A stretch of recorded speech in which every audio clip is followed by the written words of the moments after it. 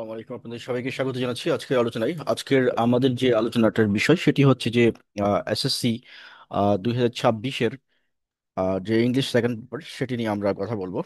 আমরা ইতোমধ্যে বেশ কয়েকটা লেকচার আপলোড করেছি এবং বাংলাদেশের বিভিন্ন প্রান্ত থেকে অলরেডি বিভিন্ন স্টুডেন্টরা পার্টিসিপেট করেছে। আমরা তাদের রিপ্লাই আমরা পেয়েছি এবং তোমরা যারা প্রতিদিনই নতুন জয়েন করছো তারা হচ্ছে যে ক্লাসের ব্যাপারে ফিডব্যাকগুলো আমাদেরকে দিবা, কোথায় কি প্রবলেম হচ্ছে বা আরো কিছু জিনিস কোনটা পাচ্ছ না সেই বিষয়গুলো জানাবা। এটা ফ্রি প্রোগ্রাম, এই একদম ফাইনাল পরীক্ষা পর্যন্ত চলবে। সো এই প্রোগ্রামে সবাইকে হেল্প করার জন্য, সবাইকে পার্টিসিপেট করার জন্য তোমরা নিজেরাও একে অপরকে শেয়ার করবে, যাতে করে এই প্রোগ্রামটা স্প্রেড হয় এবং সবাই কোনো না কোনো ভাবে উপকৃত হয়। তো আজকের যে আলোচনাটা এটা খুবই গুরুত্বপূর্ণ, কারণ হচ্ছে যে আমরা জানি সবাই যে এর যে পরীক্ষাটা এসএসসি 2026-এর যে এক্সামটা, সেই এক্সামটা কিন্তু শর্ট সিলেবাসে অনুষ্ঠিত হবে। তো as per the directions of the national curriculums and the syllabus and the exams instructions, we have designed your program especially for 2026 all paper, যেগুলো আমরা এখান থেকে কন্ডাক্ট করি সবগুলো পেপারের জন্য। এখন হচ্ছে যে আমাদের প্রথম জানতে হবে যে আমাদের কোন কোন জিনিস পরীক্ষার জন্য পড়তে হবে। এটা হলো 1 নম্বরে কোশ্চিন। 2 নম্বর মানে কোশ্চিন হচ্ছে যে যে জিনিসগুলো পড়তে হবে এই সমস্ত টপিকস বা সাবজেক্টগুলো থেকে বিগত দিনে কি কি ধরনের বা কোন কোন প্যাটার্নের কোশ্চিন হয়েছে। 3 নম্বর জিনিস যেটা জানতে হবে, এই জিনিসগুলোকে আত্মস্থ করা ধরে রাখার জন্য বা শেখার জন্য আমাদের কি কি ধরনের বেসিক জিনিসগুলো শিখতে হবে। So this is the 3 questions, যেটা হচ্ছে যে তোমার পরীক্ষায় ফলাফল ভালো করার জন্য চরমভাবে দরকার। এই 3টে কোশ্চেনের উত্তর খুঁজতে হবে তোমাকে, এবং 3টে কোশ্চেনের উত্তর খুঁজে প্রতিটি সাবজেক্টের ক্ষেত্রে অ্যাপ্লাই করতে হবে, যাতে করে তুমি এই প্রতিটি সাবজেক্ট থেকে এই জিনিসগুলো বের করে নিয়ে আসতে পারো। সো আমরা আজকে শুরু করছি খুবই সিম্পল একটা ইস্যু নিয়ে, এবং হচ্ছে যে এই ইস্যুটা ডেফিনেটলি কাজে কাজে লাগবে তোমাদের। আজকে আলোচনাটা করব হচ্ছে যে সিলেবাসের কোন অংশটুকু আমরা পড়বো এবং কোশ্চেন প্যাটার্নটা কি রকম হবে as per national curriculum and exam instructions. So this is the এটা লেকচার 2 হিসেবে যাবে আজকের এই লেকচারটা। সো এই লেকচারটা আপলোড হবে রেকর্ডিং এর পরে। সো এখান থেকে তোমরা সবাই উপকৃত হবে এবং এখানে যে জিনিসগুলো আমরা শিখবো সেগুলো থেকে যে হোমওয়ার্ক গুলো থাকবে বা যে প্র্যাকটিস গুলো থাকবে সেগুলো আপলোড করতে হবে, এবং দেখে নেওয়ার পরে এখান থেকে কাজগুলো কমপ্লিট করে আমাদেরকে সাবমিট করতে হবে। প্রতিদিনের পড়া প্রতিদিন কমপ্লিট করে আমাদেরকে জানাতে হবে, দ্যাট ইজ 24 ঘন্টার ভিতরে আমাদেরকে একটা আপডেট দিতে হবে যে আমি এইটুকু করতে পারছি। আর কেন দিতে হবে? বিকজ হচ্ছে যাতে করে আমরা তোমাকে গাইড করতে পারি যে তোমার সময় যতটুকু আছে তোমার হাতে, আর সেই অনুযায়ী তুমি যে গতিতে আগাচ্ছ এটি ঠিক আছে কিনা, এক। আর দুই হচ্ছে তোমার গতি আরেকটু বাড়ানো দরকার কিনা। আর একটা হলো যে তোমার পড়াশোনার যে পজিশন সেটি আসলে রাইট ডিরেকশনে যাচ্ছে কিনা। এই কয়টা জিনিসের জন্য। আচ্ছা, প্রথমেই একটা জিনিস আমি ক্লিয়ার করে নিই, যে তোমরা যারা নিজেকে এরকম ভাবছো, দুর্বল ভাবছো, ভাবো যে আমার মেধা খারাপ বা আমার ব্রেইন খারাপ বা আমি মনে রাখতে পারি না ইত্যাদি ইত্যাদি, নিজের প্রতি যেগুলো দুর্বল বা নেগেটিভ শব্দ তোমরা চিন্তা করো, এগুলো আজকে থেকে বাদ দিয়ে দিবা। কেন বাদ দিয়ে দিবা সেটা আগে বলে নিই। বাদ দিবে এই কারণে যে পৃথিবীতে কোনো মানুষকেই আল্লাহ কম মেধা দিয়ে পাঠায় নাই। তুমি যে মনে করছো যে আমার মেধা খারাপ, আমার কিছু মনে থাকে না, এটা হচ্ছে তোমার মানে তুমি সিস্টেমটা জানো না সেই জন্য। পৃথিবীতে কোনো মানুষের মেধা খারাপ না, সব মানুষের মেধা হচ্ছে সবার, সব মানুষই হচ্ছে সুপার মেধা সম্পন্ন। শুধু দরকার হচ্ছে হাউ টু ইউজ ইট, এইটা জানা মোস্ট ইম্পর্টেন্ট থিং। একটা ধরো এক্সাম্পল দিই। ধরো তুমি একটা হচ্ছে যে কম্পিউটার, একটা মোবাইল কিনেছো, খুব দামি একটা মোবাইল। হ্যাঁ, আম, তো তো দামি একটা মোবাইল কিনেছো, সেই দামি একটা মোবাইল যখন তুমি কিনলে তখন হচ্ছে যে দামি একটা মোবাইলের ক্ষেত্রে প্রবলেম যেটি সেটি হলো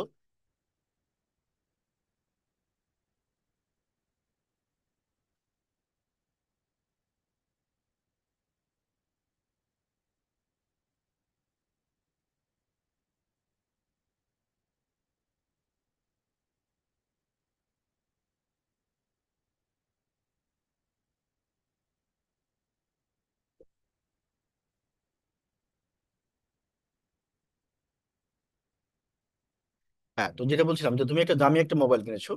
তো দামি একটা যখন তুমি মোবাইল কিনেছো তখন প্রবলেম হচ্ছে যে এই দামি মোবাইলটা তোমার কাছে তখনই গুরুত্ব বহন করবে বা কোনো তোমার কাছে ভালো লাগবে যখন তুমি কিনে এটা হাউ টু ইউজ ইট এটা জানবা। তো মানুষের মেধাটা হচ্ছে, মানুষের ব্রেইনটা হচ্ছে এরকম সুপার শক্তি সম্পন্ন, অনেক ক্ষমতা সম্পন্ন একটা জিনিস, একটা মেশিন, এটা কম্পিউটার। সো এটাকে কিন্তু জানতে হবে যে কিভাবে আমাকে ইউজ করতে হবে, কিভাবে পড়লে আমার পড়া মনে থাকবে, কিভাবে একটা তথ্যকে শর্ট টার্ম মেমোরি থেকে লং টার্ম মেমোরিতে নিতে হয়। এখন short term memory, long term memory কি? শর্ট টার্ম মেমোরি হচ্ছে যে জিনিসগুলো আমরা দুইবার তিনবার একবার দেখে কিছুক্ষণের জন্য মনে রাখি, পরে ভুলে যাই, এটা বলে শর্ট টার্ম মেমোরি। ধরো কেউ তোমাকে বললো যে অমুক লোক আসছিল, তাকে 500 টাকা দেওয়া হয়েছে, এই 500 টাকা যে দেওয়া হয়েছে তুমি শুনলা, এটা শর্ট টার্ম মেমোরি, 2 দিন 10 দিন পরে তুমি ভুলে যাবে। কিন্তু লং টার্ম মেমোরি হচ্ছে যে শর্ট টার্ম মেমোরিতে যে সমস্ত ইনফরমেশন গুলো থাকে, সেই ইনফরমেশন গুলোকে যদি আমরা লং টার্ম মেমোরিতে ট্রান্সমিট করি, তাহলে সেই ইনফরমেশনটা আমরা আর কখনো ভুলবো না। এই যে ভুলবো না, এই ভুলবো নার জন্য একটা প্রসেস আছে। সেই প্রসেসটা আমাদেরকে জানতে হবে। যদি আমরা এটা জেনে যাই, তাহলে প্রতিটা স্টুডেন্ট, প্রতিটা মানুষ, প্রতিটা ব্যক্তি, প্রতিটা ইন্ডিভিজুয়াল হবে সুপার মেধা সম্পন্ন, কারণ এটা অলরেডি তোমাকে আল্লাহ সৃষ্টিকর্তা দিয়ে রাখছে। এখন আমি একটা জিনিস জানি না, ব্যবহার করি না, শিখতে চাই না, এটা দোষ কার? সৃষ্টিকর্তার? ডেফিনেটলি না। কারণ হচ্ছে যে তোমাকে প্রথম যে মানুষকে যখন পাঠানো হয়েছিল তো পৃথিবীতে, তখন প্রথমে বলা হয়েছিল কি যে ইকরা, মানে পড়ো। কেন পড়তে বলা হয়েছে? বিকজ হচ্ছে যে না পড়লে তুমি জানবা না, কিছু শিখবা না।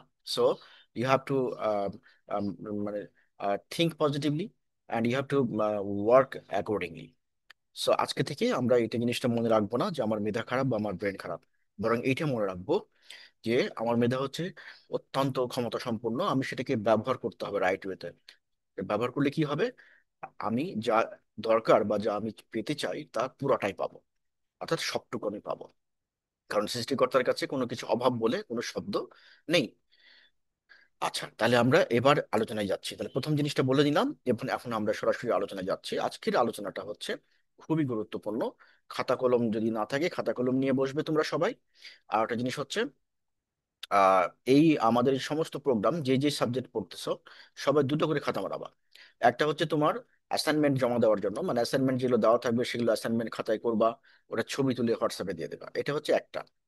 আরটা হচ্ছে যে ভিডিও যখন দেখবা, এখান থেকে তোমার যে যেগুলো নোট নেওয়া দরকার সেগুলো নোট নিবা, যেগুলো ইনস্ট্রাকশন লিখে নিতে বলা হচ্ছে সেগুলো লিখে নিবা, এই যে ক্লাস করার জন্য, মানে একটা ক্লাস খাতা আর একটা অ্যাসাইনমেন্ট খাতা, প্রতিটা সাবজেক্টের জন্য দুটো করে বানাতে হবে, ঠিক আছে? আচ্ছা, আমরা চলে যাচ্ছি নেক্সট স্লাইডে। আচ্ছা, এখানে দেখো, সাবজেক্ট ইংলিশ সেকেন্ড পেপার, আমরা সেকেন্ড পেপার নিয়ে কথা বলছি। সাবজেক্ট কোড হচ্ছে 108। এখানে আমাদের কি কি কন্টেন্ট আমাদের পরীক্ষার জন্য পড়তে হবে, অর্থাৎ আমাদের 2026 যে এক্সামটা হবে, সেই এক্সামে কোন কোন জিনিসগুলো পড়তে হবে। সব জিনিসকে রাখা হয় না, কিছু জিনিসকে রাখা হয়েছে। যেমন অ্যাডজেক্টিভ, অ্যাডজেক্টিভের মধ্যে কি কি আছে? Article, determiners, and degree of comparisons, and quantifiers. So we have to learn these four things accordingly. এবং এটা খুবই সিম্পল। যদি ঠিক মতো তোমরা ক্লাসগুলো করো, এটা একদম পানির মতো সব বুঝে যাবে। Then verb and tense. তো ভার্ব এন্ড টেন্স এর ক্ষেত্রে আমাদের কি আছে? রেগুলার ইরেগুলার ভার্ব আছে, বি ভার্ব আছে, definite verbs and transitive and transitive verb আছে, আর infinitive, gerunds and participles and modals. এগুলো খুবই সিম্পল জিনিস। এই জিনিসগুলো আমরা গ্রাজুয়ালি ওয়ান বাই ওয়ান পড়বো। সুতরাং আমরা যদি শুধু জেনে নিচ্ছি যে কি কি জিনিস আমাদের পরীক্ষায় থাকবে। অ্যাডভার্ব এন্ড অ্যাডভার্বিয়ালস গুলো রয়েছে, প্রিপজিশনস এন্ড সেন্টেন্স। সেন্টেন্সের মধ্যে কি কি আছে? Type of sentence, affirmative, negative, interrogative, exclamatory, simple, complex and compound, and WH question, tag questions, and sentence connectors, and the punctuations and capitalisations. তো এইগুলো জিনিসগুলো আছে। আর রাইটিং পার্টের ভিতরে কি আছে? রাইট প্যারাগ্রাফ, খুবই সিম্পল জিনিস। এটা আমরা কিছু, আমরা প্যারাগ্রাফ শিখবো, সেটা হচ্ছে একটা মডেল শিখবো যে কি করে যে কোনো জিনিসের উপরে প্যারাগ্রাফ ইজিলি লেখা যায়। আরটা হচ্ছে রাইটিং সিভি, সিভি কিভাবে লিখতে হয় সেটা আমরা শিখবো। রাইটিং শর্ট, অর্থাৎ একটা জিনিস দেওয়া থাকবে, সেখান থেকে শর্ট করে লিখতে হবে। এগুলো খুবই সিম্পল জিনিস। ক্লাসগুলো ঠিক মতো করলে এগুলো ব্যাপারে পুরো কনসেপশন তোমাদের চলে আসবে, এবং you will become a master on on this topics. এবার আসি আমরা যে পার্ট এ, গ্রামারে 60 মার্কস এর ভিতরে কি কি জিনিস থাকবে? Gap filling with clues and substitution table, right form of verbs, তারপর changing sentence, tag question, suffix and prefix, preposition, connectors and linking verb. এরপরে রয়েছে আমাদের অন্য যে জিনিসগুলো সেটি হচ্ছে preposition, connectors, linking verbs, punctuation and capitalisation. আর পার্ট বি তে এই যে উপরে এটা টুকু হলো পার্ট এ তে 60 মার্ক, আর পার্ট বি তে হচ্ছে 40 মার্ক। 40 মার্কের মধ্যে কি কি রাইটিং প্যারাগ্রাফ, এই 40 মার্কের মধ্যে কিন্তু সম্পূর্ণ 40 আনসার করা সম্ভব। কিন্তু উপরে যে 60 মার্ক ওর মধ্যে মানে 60 আনসার করলে 60 পাওয়া সম্ভব, কিন্তু এখানে 40-র মধ্যে 40 পাওয়া সম্ভব না। কারণ হচ্ছে এখানে রাইটিং প্যারাগ্রাফ আছে যেখানে একদম যে মার্কস থাকবে 10 মার্ক, 10-এ 10 দেয় না সাধারণত। রাইটিং ইমেল, লেটার, অ্যাপ্লিকেশন এখানে 10-এ 10 দিবে না, যত ভালো করে লিখো না কেন। আর রাইটিং শর্ট কম্পোজিশন সেখানে আছে কত, 20 মার্ক, 20-এ 20 দিবে না। সো কিন্তু উপরের গুলোতে আমাদের একদম ম্যাথের মতো নাম্বার। আশা করছি বুঝতে পারছো। সুতরাং উপরের গুলোতে আমাদের খুব ভালো করে কনসেন্ট্রেশন দিতে হবে। এরপর আমরা যাচ্ছি কি points about latest question patterns, যেটা নিউ যে কোশ্চেন প্যাটার্নস এটার ব্যাপারে আমাদের কিছু গাইডলাইন জানা দরকার। সেটা হচ্ছে ফিল ইন দ্য গ্যাপে একটা কোশ্চিন নাম্বার 1, এখানে 10টি শূন্যস্থান থাকবে, 10 মার্ক থাকবে। সাবস্টিটিউশন টেবিল, এখানে হচ্ছে 5টা বাক্য থাকবে, এখানে 5 মার্ক থাকবে। রাইট ফর্ম অফ ভার্ব, 10টি শূন্যস্থান থাকবে, প্যাসেজ থাকবে, 10 নম্বর থাকবে। এরপরে আমরা চলে যাচ্ছি যে পরের কোশ্চিন প্যাটার্নটা কি হবে। কোশ্চিন নম্বর 4, এক্ষেত্রে 10টি বাক্য দেওয়া থাকবে, প্রত্যেকটি বাক্যের শেষে ব্র্যাকেটে নির্দেশনা দেওয়া থাকবে, নির্দেশনা সেটা বাক্যগুলোকে পরিবর্তন করতে হবে। 10 মার্ক, 10-এ 10ই পাওয়া সম্ভব। ঠাক কোশ্চেন 5 থাকবে, 5-এ 5ই পাওয়া সম্ভব। সাবজেক্ট এবং প্রিফিক্স 5টা থাকবে, 5 নম্বর পাওয়া সম্ভব। প্রিপোজিশন 7-এ 7ই পাওয়া সম্ভব। আর কানেক্টরস লিঙ্কিং ভার্ব এখানে 8-এ 8ই পাওয়া সম্ভব। এবং পাংচুয়েশন এন্ড ক্যাপিটালাইজেশন সেখানে হচ্ছে যে যে মার্কস গুলো থাকবে সেগুলো কিন্তু ফুল মার্কস পাওয়া সম্ভব, যদি ঠিক মতো তোমরা মানে ক্লাসগুলোকে অনুসরণ করো। ফ্রাঞ্চিয়েশন ক্যাপিটালাইজেশন এর কোশ্চেন নম্বর 9, প্রশ্ন 9, এই প্রশ্নের পত্রের এই অংশে একটি ছোট প্যাসেজ থাকবে যেখান থেকে পাংচুয়েশন রিমার্কস বা মার্কস গুলোকে দেওয়া থাকবে না, সেখানে বসায় নিতে হবে, এটাই কাজ। আর রাইটিং প্যারাগ্রাফ, এখানে আমরা প্যারাগ্রাফ লেখার একটা কমন মডেল শিখবো যা দিয়ে আমরা দুনিয়ার সব প্যারাগ্রাফ লিখতে পারবো। রাইটিং ইমেল, লেটার লেটে এগুলো আমরা প্র্যাকটিক্যালি শিখবো। রাইটিং শর্ট কম্পোজিশন এটাও খুবই ইজি একটা জিনিস। এই হচ্ছে তোমাদের সিলেবাস ইংলিশের ক্ষেত্রে। সো আশা করছি ডিটেলস। এর মধ্যে কঠিন কোন জিনিসটা রয়েছে, এর মধ্যে কোনো জিনিসই কঠিন নাই যদি তুমি ঠিক মতো নির্দেশনাগুলো অনুসরণ করো, কারণ বিকজ এগুলো খুবই সিম্পল জিনিস এবং একটু প্র্যাকটিস করলে হয়ে যাবে। সো প্রথমে আমরা চলে যাচ্ছি নাউনে। নাউনের ক্ষেত্রে পার্ট অফ স্পিচ নাউন, এটা হচ্ছে প্রথম সদস্য। পার্ট অফ স্পিচের আমরা অলরেডি আগের ক্লাসগুলোতে আলোচনা করেছি, বাট এখানে আরেকটু ডিপে যে আলোচনা করব। নাউনগুলোকে দুই ভাগে ভাগ করা যায়, অ্যাবস্ট্রাক্ট নাউন এবং কমন নাউন, কনক্রিট নাউন যেটাকে বলি আমরা আর কি। নাউনের এই দুইটা ক্লাসিফিকেশনের মধ্যে কনক্রিট নাউনের মধ্যে আছে proper noun, material noun, common noun, collective noun, countable এবং আনকাউন্টেবল নাউন। কমন নাউনকে দুই ভাগে ভাগ করা যায়, এটা হচ্ছে কাউন্টেবল এবং আনকাউন্টেবল নাউন। এই নাউনের যে ক্লাসিফিকেশন এটা এক এক বই এক এক রকম ভাবে আছে, তোমার যে কোনো একটা ফলো করলেই হবে, এমন না যে এটাই ফলো করতে হবে। না, অন্য অন্য বইয়ে অন্যভাবে আছে। বাট জিনিসগুলো তোমাকে জানতে হবে যে প্রপার নাউন জিনিসটা কি, ম্যাটেরিয়াল নাউন জিনিসটা কি, কমন নাউন জিনিসটা কি, কালেকটিভ নাউন জিনিসটা কি, কাউন্টেবল নাউন জিনিসটা কি, আনকাউন্টেবল নাউন জিনিসটা কি। এটা দেখে এরকম মনে হচ্ছে, বাট যখন আমরা আলোচনায় যাবো তখন এটা তুমি মানে জাস্ট ভিডিও থেকে একদম চাল চালে বুঝে যাবে, কারণ একদম ইজি একটা জিনিস, একবার শুনলেই বুঝে যাবে। আর আরেকটা জিনিস হচ্ছে যে মনে রাখতে হবে, তো তুমি যদি নিজে পড়ে যে জিনিসটা মনে রাখতে চাচ্ছ সেটি থেকে সুবিধা বেশি হলো যে আহ, দ্রুত মনে থাকবে, দ্রুত মনে রাখা সম্ভব যদি তুমি সেটা ভিডিও দেখে শুনে মনে রাখো। কারণ পড়ার সময় তোমার ব্রেনের যে অংশ কাজ করে, যখন তুমি ভিডিওতে দেখতেছো এবং শুনতেছো তখন ব্রেন বেশি অ্যাক্টিভলি কাজ করে। সো এই জিনিসটা কিন্তু সাইন্টিফিকলি প্রুভ এবং এটা মাথায় রাখতে হবে। সো আমরা চলে যাচ্ছি নেক্সট ক্লাসে, নেক্সট স্লাইডে আমাদের আসছে হচ্ছে পজিশন অফ নাউন। নাউনের পজিশন এই জিনিসটা কি আসলে। জিনিসটা হচ্ছে একটা বাক্য বা একটা সেন্টেন্সের এই যে নাউন, সেন্টেন্সের মধ্যে নাউনটা কোন জায়গায় থাকে, যেটি দিয়ে বোঝানো হয় বা যে যে টপিক্স এর মাধ্যমে আমরা বুঝে থাকি বা শিখে থাকি, সেটিকে আমরা বলি কি, position of noun. So this is most important যে এই পজিশন অফ নাউনটা সম্পর্কে জানা, কারণ হচ্ছে এই সম্পর্কে তোমাদের কোশ্চিন থাকবে পরীক্ষায়, যে বলবে যে পজিশন অফ নাউনটা বের করো, অর্থাৎ নাউন কোনটা এরকম বলবে, হ্যাঁ। সো এই জিনিসটা আমরা খুব ভালো করে খেয়াল করবো, এই যে এই অংশটুকু পজিশন অফ নাউন, এটা কিন্তু কোশ্চিন থাকবে। যেমন এখানে আমরা একটা এক্সাম্পল দেখতে পাচ্ছি। যেমন আমরা যদি 1 নম্বরটা যাই, he does not hesitate two injustice or any wrong doing, মানে হলো সে কিন্তু হেজিটেট করে না কোনো অন্যায় কাজ করতে। একদম খাঁটি বাংলা যদি বলি, হ্যাঁ, অন্যায় কাজ করতে। এখানে বলতেছে যে নাউন কোনটা এটা তোমাকে বের করতে হবে। এই কোশ্চেনটাই পরীক্ষায় আসছে, দেখো রাজশাহী বোর্ডে 24 সালে আসছে। তো এই কোশ্চেনটা থেকে আমার কি বের করতে হবে, বের করতে হবে এর মধ্যে নাউন কোনটা, এটাই কিন্তু প্রশ্ন, 1 মার্ক। তো এখানে কি বলছে যে বাক্যের বাক্যের সাবজেক্ট এবং অবজেক্ট হিসেবে নাউন ব্যবহৃত হয়, তবে বাক্যের সাবজেক্ট এবং অবজেক্ট অবশ্যই নাউন অথবা নাউন ইকুইভ্যালেন্ট হতে হবে। তাহলে এখন কোশ্চিন চলে আসে যে সাবজেক্ট এবং অবজেক্ট এই জিনিসটা কি, সেটি প্রথমে আমাদেরকে জানা দরকার, তাই না? সাবজেক্ট এবং অবজেক্ট জিনিসটা কি সেটি আমাদের প্রথমে জানা দরকার। তো আমরা এটি জানার জন্য দেখি আমরা একটা স্লাইড ফ্রি পাই কিনা। একটা ফ্রি স্লাইড নিতে যাচ্ছি, যেখানে গিয়ে আমরা এইটি সম্পর্কে জানবো। হুম। তো ফ্রি স্লাইডে এইটা একটা নিতে যাচ্ছে। আচ্ছা, এই তো হচ্ছে যে আহ, এই ফ্রি স্লাইডে আমরা হচ্ছে এটা এখন দেখব, সেটি হচ্ছে যে এখান থেকে আমরা আহ, এই আলোচনাটা করব যে সেন্টেন্সের সাবজেক্ট এবং অবজেক্ট জিনিসটা আসলে কি। সাবজেক্ট এবং অবজেক্ট জিনিসটা কি। তো প্রথমেই আমরা যে জিনিসটা শিখতে চাই সেটি হলো যে আমরা একটা সেন্টেন্স নিব। সেন্টেন্স নিয়ে আমরা সাবজেক্ট এবং অবজেক্ট জিনিসটাকে ডিফাইন করার চেষ্টা করব। তারপরে না, সাবজেক্ট অবজেক্ট যদি আমি বুঝি তাহলে তো আমি বুঝতে পারবো যে এখানে কোনটা সাবজেক্ট এবং অবজেক্টের ভিতরেই নাউন থাকে। তাহলে সেই নাউন জিনিসটা কি সেটি তখন আমার বোঝা সুবিধা হবে। সো আমরা আমরা সেই দৃষ্টিকোণ থেকে আমরা হচ্ছে যে এই সাবজেক্ট এবং অবজেক্টের যে কনসেপ্টটা সেই কনসেপ্টটা একটু বোঝার চেষ্টা করি। আচ্ছা, প্রথমেই আমরা যে জিনিসটা করতে যাচ্ছি সেটি হলো, দেখো, এখানে আমরা যে জিনিসটা করব সেটি হচ্ছে, আচ্ছা, সাবজেক্ট জিনিসটা কি। সাবজেক্ট হচ্ছে আমরা কিভাবে একটা সেন্টেন্সের সাবজেক্ট চিনবো একদম মানে আহ, কি বলে এটাকে, লেম্যান রুলস বলে। হ্যাঁ, লেম্যান রুলস মানে হচ্ছে যে যে কেউ বুঝবে। তুমি যদি এই এই জিনিসটা সারা জীবন মনে রাখো তাহলে আর কোনোদিন তোমাকে নাউন নিয়ে চিন্তা করতে হবে না। অর্থাৎ যেমন হি প্লেইজ, PLAYES, প্লেইজ কি, ফুটবল, BALL, তাই না? হি প্লেস ফুটবল মানে সে ফুটবল খেলে। এখানে দেখো, এই যে খেলা, ভার্ব কার সম্পর্কে কথা বলছে, হি সম্পর্কে, তাই না?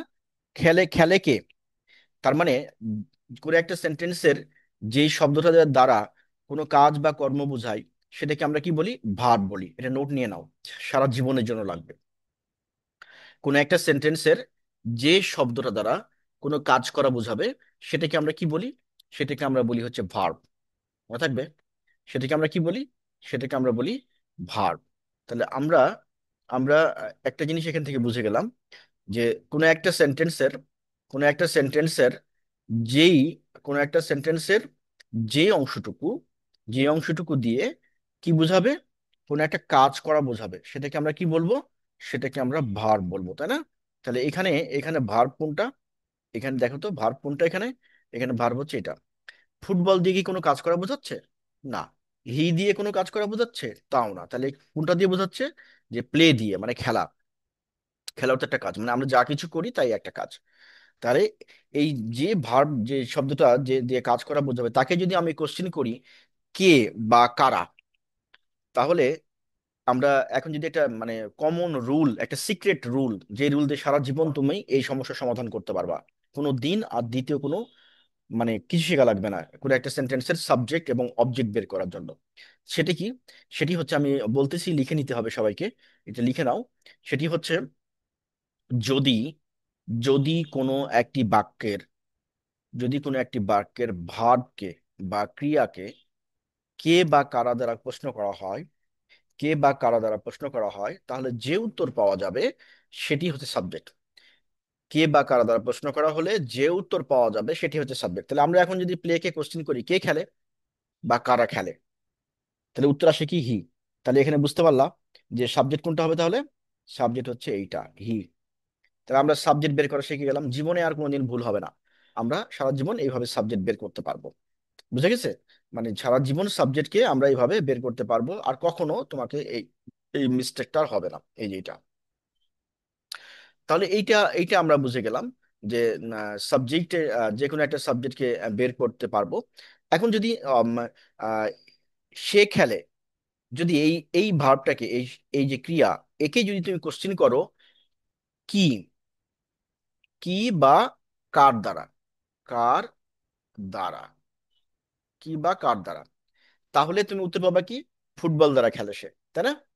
তাহলে যে যদি আমরা আমরা আরেকটা নিয়ম, আমরা অবজেক্ট বের করব কি করে? অবজেক্ট বের করার নিয়ম হচ্ছে, এই ভার্বকে আমি কোশ্চেন করেছিলাম প্রথমে কি, প্রথমে কোশ্চেন করেছিলাম কে, কে বা কারা দ্বারা, তাই না? কারা দ্বারা কোশ্চেন করেছিলাম, কে বা কারা খেলে। আর এবার আমি যদি অবজেক্ট বের করতে চাই, এটি হচ্ছে সাবজেক্ট, তাই না? আর এটি হচ্ছে ভার্ব, তাই তো? আর এটি হচ্ছে অবজেক্ট বা কমপ্লিমেন্ট। তো যদি আমরা এই ভার্বকেই, যদি আমরা এই ভার্বকেই যদি আমরা এই ভার্বকেই আমি আবার বলছি, যদি আমরা এই ভার্বকেই কি অবলিক কি দ্বারা খেলে, এই কোশ্চিন করি, মানে এই ভার্বকেই কোশ্চিন করলে সব পাওয়া যাবে, এই হলো নাটের গুরু। মনে রাখবা, এই সব খেলাটা খেলে। কোন একটা সেন্টেন্সের ভার্বকে কোশ্চিন করলেই সব উত্তর পাওয়া যাবে, কে সাবজেক্ট কে অবজেক্ট। তাহলে সাবজেক্ট অবজেক্ট বের করা তুমি বুঝে গেলে, তাই না? সাবজেক্ট অবজেক্ট নিয়ে কোনো সমস্যা নাই। সাধারণত ভার্বের পরেই একটি অবজেক্ট থাকে, অবজেক্টটা অনেক সময় নাউন হয়, অনেক সময় অ্যাডজেক্টিভ হয়। এখন নাউন হলো কিনা বা অ্যাডজেক্টিভ হলো কিনা সেটা কিভাবে বুঝবো?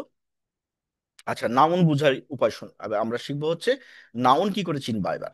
নাউন, নাউন কি করে চিনবো আমরা? প্রথম কথা হচ্ছে, যদি যদি কোনো কিছুর নাম বোঝায়, name of anything, name of anything, anything, name of anything, তাই না?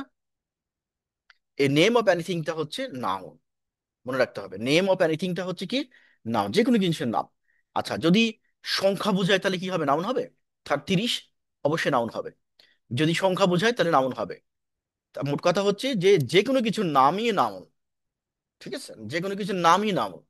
কিন্তু যদি ওই শব্দটা দ্বারা কোনো মানে গুণ দোষ বোঝায়, যেমন ধরো আহ যেমন হিংসা, এটা শব্দ, আমরা এটা দিয়ে কি বুঝি যে একটা খারাপ কিছু, কোন একটা কিছু, তাহলে এটা কি নাউন হবে? অ্যাডজেক্টিভ হবে। গুণ দোষ বোঝালে সেটি অ্যাডজেক্টিভ। মূলত এটি যতক্ষণ না মানে কোনো একটা সেন্টেন্সে ব্যবহার করা হচ্ছে, তখন যতক্ষণ না সেন্টেন্সে ব্যবহার করা হচ্ছে ততক্ষণ পর্যন্ত এটি নাউনই থাকে। কিন্তু যখন কোনো একটা সেন্টেন্সে বসে কোনো একটা শব্দ আর একটা শব্দের মানে মিনিংকে প্রভাবিত করে, তখন সেটা অ্যাডজেক্টিভ হয়ে যায়। অর্থাৎ নর্মালি একটা ওয়ার্ড আমরা যদি বলি যে অ্যাংরি, হ্যাঁ, অ্যাংরি, ANG RY, অ্যাংরি মানে রাগ, তাই তো? বা অ্যানাক্সিয়াস বা উদ্বিগ্নতা আর কি, হ্যাঁ। তো এই যে শব্দটা, এই শব্দটা নর্মালি নর্মালি কিন্তু কোনো এই একটা এককভাবে এটি নাউন, এককভাবে কোন একটা নাউন, এটা একটা শব্দ। কিন্তু যখন এটা কোনো একটা সেন্টেন্সের ব্যবহার করা হবে, তখন সেন্টেন্সে সে কি ধরনের কন্ট্রিবিউশন দিচ্ছে তার উপরে ডিপেন্ড করে যে এটি আসলে এর আচরণটা পরিবর্তন হয়। তার মানে আমরা যেটি শিখলাম সেটি, আমরা যদি এটি সামারাইজ করি, তাহলে সেটা শিখলাম কি, আমরা একটা সেন্টেন্সের সাবজেক্ট বের করা শিখলাম, অবজেক্ট বের করা শিখলাম, তাই না? সেন্টেন্সের সাবজেক্ট বের করা শিখলাম, অবজেক্ট বের করা শিখলাম, সেন্টেন্সের ভার্ব কোনটা সেটা আমরা এখন ইজিলি বের করতে পারবো। ভার্বের মধ্যে অনেক ক্লাসিফিকেশন আছে, সেটা আমরা পরে শিখবো। আচ্ছা, আরেকটা জিনিস হচ্ছে নাউন বের করা শিখেছি। তার মানে হচ্ছে যে যে কোনো একটা শব্দ, সেই শব্দটা যদি আমাদের সামনে আসে, আমরা বলতে পারবো এটা কি নাউন, নাকি হচ্ছে অ্যাডজেক্টিভ, নাকি হচ্ছে প্রিপজিশন, নাকি হচ্ছে অ্যাডভার্ব, তাই না? যদি কোনো একটা শব্দ দিয়ে কোনো একটা মানে গুণ দোষ এরকম কিছু বোঝায়, তাহলে সেটা হচ্ছে অ্যাডজেক্টিভ। কমনলি আমরা মানে মনে রাখার সুবিধা, আমি কিন্তু কোনো ডেফিনেশন পড়াচ্ছি না তোমাদের, আমি জাস্ট হচ্ছে বেসিক গুলো পড়াচ্ছি। বেসিক যাতে করে তোমরা সহজেই বের করতে পারো। নাউন হচ্ছে যে কোনো কিছুর নাম। আর কোনো একটা শব্দ দিয়ে যদি কখনো গুণ অথবা দোষ বোঝায় কাউরি, তাহলে সেটা হচ্ছে অ্যাডজেক্টিভ। আচ্ছা, অ্যাডভার্ব মানে কি? কোন একটা স্থানের নাম বোঝাবে অথবা সময় বোঝাবে, সেটাকে কি বলবো আমরা? অ্যাডভার্ব বলবো, মনে থাকবে। আর যেটা হচ্ছে নাউনের পরিবর্তে, নামের পরিবর্তে, যেমন সে, তারপরে তারা, হ্যাঁ, এরকম যেগুলো বোঝাবে সেগুলো হচ্ছে কি? প্রিপজিশন। কমনলি এগুলো বুঝে গেছো। যদি কোনো একটা গ্রুপ নাম বোঝায় তাহলে কি বলবো আমরা? Collective noun. কোনো একটা উপাদানের নাম বোঝায়, যেমন হচ্ছে সিমেন্ট, বালি, সেগুলো কি? Material noun. মনে থাকবে। এই এইভাবে পড়তে হবে যে আমরা কোনো ডেফিনেশন পড়বো না, কিন্তু জিনিসগুলো সম্পর্কে আমাদের ধারণা থাকতো। কোনো বইয়ের গদবাধা ডেফিনেশন দরকার নেই, তোমার এইটুকু শিখলেই হবে আমি কোনটা দিয়ে কোন কোন জিনিসটা, নাউনটা কি, অ্যাডজেক্টিভটা কি, ভার্বটা কি, তারপরে হচ্ছে যে কালেক্টিভ নাউনটা কি, ম্যাটেরিয়াল নাউনটা কি, অ্যাবস্ট্রাক্ট নাউনটা কি। ঠিক আছে। তাহলে আমরা আজকে নাউন সম্পর্কে শিখলাম এবং নাউনের নেচার গুলো শিখলাম। এখন আমি আহ, মানে নাউন গুলো তো আমাদের মোটামুটি একটা কনসেপ্টে আসছে, তাই না? এখন আমরা যদি একটু আবার স্লাইডে ফিরে যাই, স্লাইডে ফিরে গেলে আমাদের আর একটু কনসেপ্ট ক্লিয়ার হবে। আমরা নেক্সট স্লাইডটা নিয়ে একটু কথা বলতে চাই। আচ্ছা, যেটা বলছিলাম যে আমরা এই যে নাউনটা সম্পর্কে আমরা শিখলাম এখন, তাই না? এখন হচ্ছে এইখানে যে জিনিসটা আমাদের দরকার দরকার সেটি হচ্ছে আহ, এই যে দেখো, প্রিপজিশন, পজিশন ওয়ান, হ্যাঁ, পজিশন অফ নাউন, পজিশন নাউনের একটা বাক্যের ভিতরে নাউনের পজিশন কিন্তু ভ্যারি করে, সবসময় সাবজেক্ট হিসেবে থাকে না, সবসময় অবজেক্ট হিসেবেও থাকে না, এটা কমপ্লিমেন্ট হিসেবেও থাকতে পারে, অবজেক্ট হিসেবেও থাকতে পারে, কমপ্লিমেন্ট হিসেবে থাকতে পারে। যেমন he doesn't hesitate to do injustice or any wrong doing, তিনি অন্যায় বা অনৈতিক কাজ করতে দ্বিধা করেন না। এইখানে ইনজাস্টিস, টু ডু ইনজাস্টিস, এটি হচ্ছে নাউন, ঠিক আছে, এটি হচ্ছে noun. Beside tourism is also going to speed up, এছাড়া পর্যটনের গতি আসবে। তো এখানে ট্যুরিজমটা হচ্ছে noun. In the field of medical science, blind has got eyes, চিকিৎসা বিজ্ঞানের lame has got leg and deaf has got hearing power, চিকিৎসা বিজ্ঞানের ক্ষেত্রে অবদানের জন্য অন্ধ পেয়েছে চোখ, খোড়া পেয়েছে পা, বধির পেয়েছে শ্রবণ শক্তি। It brings prosperity to a few and but causes harm to to many. আচ্ছা, so in order to save us from the accident, the government is trying to create awareness. এখানে দেখো যে সাতটা, যে এই স্লাইডে যে সাতটা সেন্টেন্স আছে, প্রতিটা সেন্টেন্সের প্রতিটা ওয়ার্ডের মানে তোমাকে জানতে হবে, আর যেটা তুমি বুঝবা না আমাকে জিজ্ঞেস করে নেবা। আরটা হচ্ছে যে প্রতিটা যে শব্দ রয়েছে এই শব্দগুলো কেন নাউন সেটা তোমাকে নিজের যুক্তি দিয়ে বুঝতে হবে। কিভাবে? আমি তোমাকে শিখেছি যে কিভাবে নাউন তুমি বের করবা, নাউন জিনিসটা কি। এখন তুমি মিলিয়ে দেখো যে ওইটার সাথে তোমার মিলে কিনা, যেখানে তোমার কন্ট্রাডিকশন হবে, যেখানে তোমার খটকা লাগবে, সেই জায়গাটাই নোট নিবা এবং এটা লিখে রাখবা এবং এটা ছবি তুলে পাঠিয়ে দিবা, তাহলে আমরা সেটার উপরে ব্যাখ্যা দেবো। ঠিক আছে, এরপরে স্লাইডে আমরা যাচ্ছি, কিন্তু তাহলে এখন নাউন বের করা শিখে নিতে হবে, এবং এটা কিন্তু বোর্ডের কোশ্চিন, বিগত বছরের পরীক্ষা আসছে। Fill the blanks with the words from the box. You may need to change the form of some of the words. You may need to use one word more than once. এখানে যে শব্দগুলো আছে এই শব্দগুলো দিয়ে বাক্যটা fill up, শূন্যস্থানটা fill up করতে হবে। এবং এখানে এইখানে যে শব্দগুলো আছে এই শব্দগুলো আম, এই যে শব্দগুলো দেখতেছো এই শব্দগুলো চেঞ্জও হতে পারে, মানে ফর্মটা চেঞ্জ হতে পারে। তো এইটি আমরা পরের কোনো একটা স্লাইডে আলোচনা করব, এখান থেকে আলোচনাটা শুরু হবে। Question number one, gap filling with close, with clues. হ্যাঁ, তো গ্যাপ ফিলিং উইথ ক্লুজ এটা কিন্তু এক নম্বর কোশ্চেন, এই পরীক্ষায় কিন্তু এটা আসবেই আসবেই আসবেই, মানে এই ধরনের জিনিস আসবে। এখন এটা, এই জিনিসগুলোকে আমরা কিভাবে ইজিলি সমাধান করব সেটা নিয়ে আমরা পরের দিন কথা বলবো। 5 মার্কের কোশ্চেন, এখানে পাঁচে পাঁচই পাওয়া সম্ভব যদি তোমরা ঠিক মতো অনুসরণ করতে পারো। তো এটার যে সিক্রেট যে টুলস গুলো রয়েছে, যার মাধ্যমে যাই দিক, চোখের সামনে যেটাই দিক না কেন, যে কোশ্চিনটা আসুক না কেন, তুমি ইজিলি সলভ করে ফেলতে পারবা। তো সেই জিনিসগুলো আমরা শিখবো নেক্সট ক্লাসে ইনশাল্লাহ।